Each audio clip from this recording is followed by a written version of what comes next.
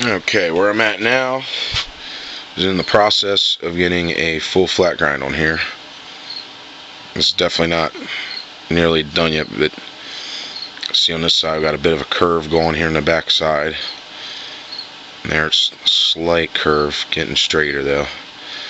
But I want this to be truly, fully flat ground. And to any knife makers out there, if you haven't tried this yet, to do a full flat ground kukri, especially this sharp of a curve, you know, it's only 6-inch blade, so that sharp of a curve, it's really hard. It's to find a happy medium to hit all these edges and have a full flat grind hit the spine. And it's definitely like a weird compound angle or something. You're kind of finding a happy medium of getting down to where you do your secondary edge in here to out in the tip. And I'm getting there, but there's a lot of metal on this anyway. It's a 1/4 inch spine there, so I'm getting there, but definitely gonna be something I'd probably say freehand's gonna be the way to go. I mean, someone might figure out the angle and screw around with it, but or unless you're doing like some kind of production, maybe like something cold steel would do. But definitely tough. That's why a lot of kukris you see would have like a certain grind going down around with the edge. That would make it much easier. And but I'm going for the full flat ground, which is just like the cold steel knives. I'm a big fan of full flat ground, and I'm a big fan of cold steel knives, even though I make my own knives. I'm a much bigger fan of the steels I use, except for when I use VG or something that's good being stainless. There's the cold steel Gurkha kukri with much use to it, but you see in the camera pretty at all. See that side's completely flat, even with the curves. Perfectly flat side down it. It is a full true flat ground, and it's a kukri all the way up to the spine. You know, it's pretty much a wedge, entire blade. I don't know how good that's focusing, but anyway, you can see that's completely flat. That's what I'm going for here, which is definitely a pain in the ass. Okay.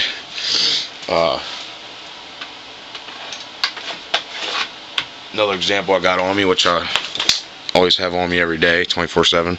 Not 24/7. Every day, whenever I have my pants on, at least. Not when I'm sleeping or whatever, but when I'm walking around or whatever. Here's full flat ground the whole way. You can see that whole side's flat. I'm suspecting now that I got some experience on trying to do full flat ground on a kukri, which I'll get her done here. This blade this is also a 6-inch blade, but there's a much shallower dip in it than like what I'm working with here. Much more serious curve. So that would definitely make it a little bit easier.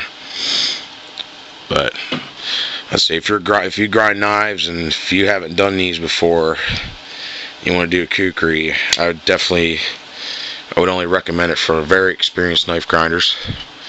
I definitely think I'm very experienced, or I'd be like shitting myself right now wondering how I'm gonna finish this. But doesn't mean it ain't a pain in the ass for me though. But definitely I'm gonna be real happy here to see the final results. But you can see it's getting there. I've just been working around where stuff needs more off, and I keep adjusting my angle as I'm grinding it. Just keep adjusting. This is the last side I worked on. Now I'm ready to flip back to this side. It's a little shallower, but that's where I'm at on grinding this. And I guess I can show you a little bit of me actually grinding it. If I get the dust collector on here quick. Try not to make these videos too drawn out.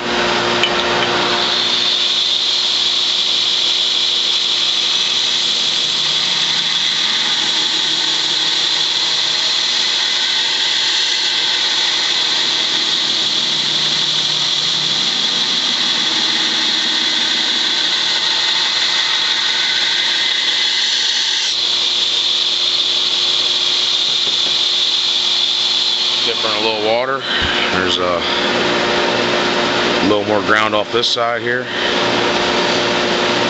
But that's what I'm doing, and I'm working on finding the angle.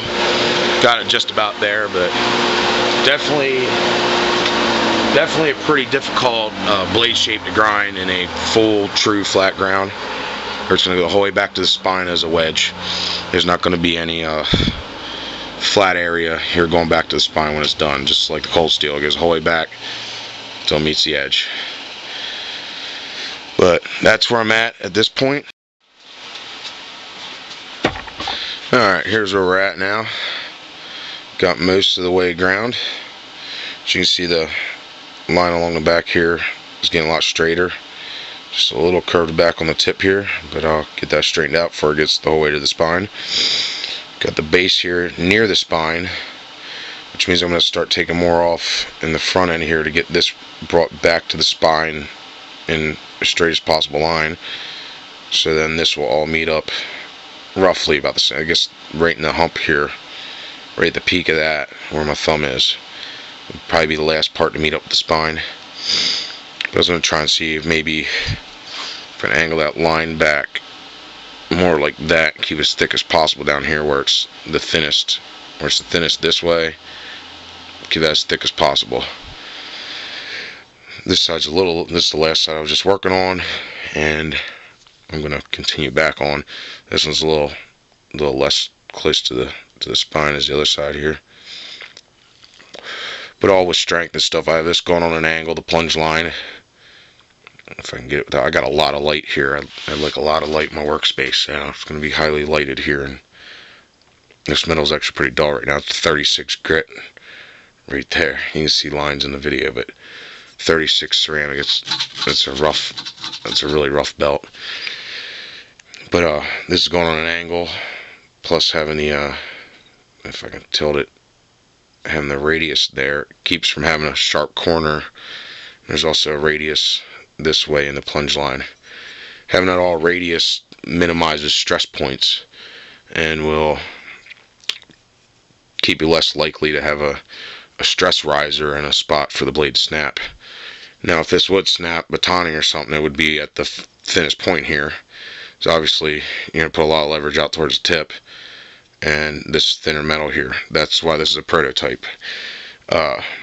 This is a strong enough steel, and it's thick enough that should be able to take tons of stress. So I'm going to make this one and really put it through its paces, and even go overboard on putting it through its paces.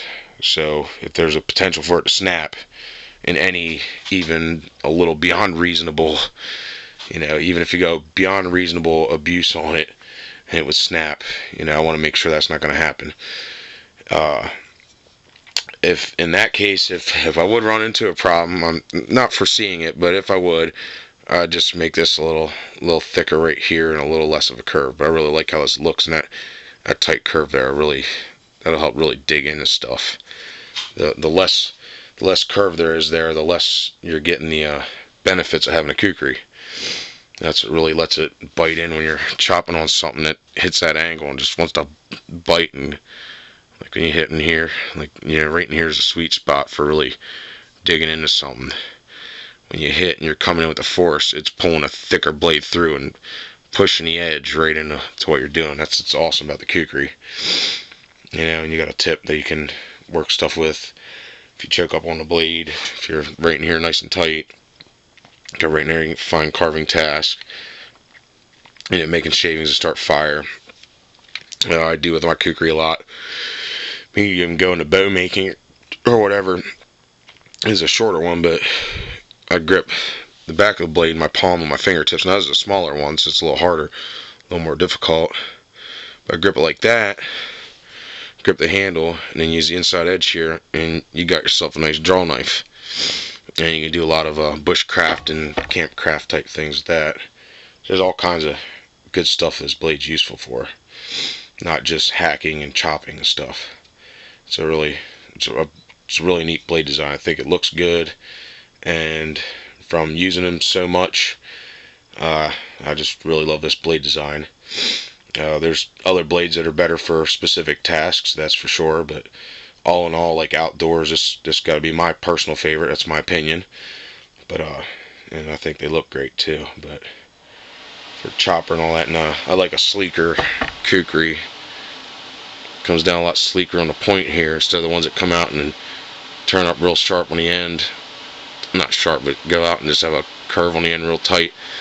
Guess maybe if you're skinning or something, that might help you. If you just grab the blade close and do some skinning, that would be kind of handy. But I like one that's real sleek on the end here. That'll give you penetration. So you're holding it in your hand like this, and you thrust forward with the tilt of your hand.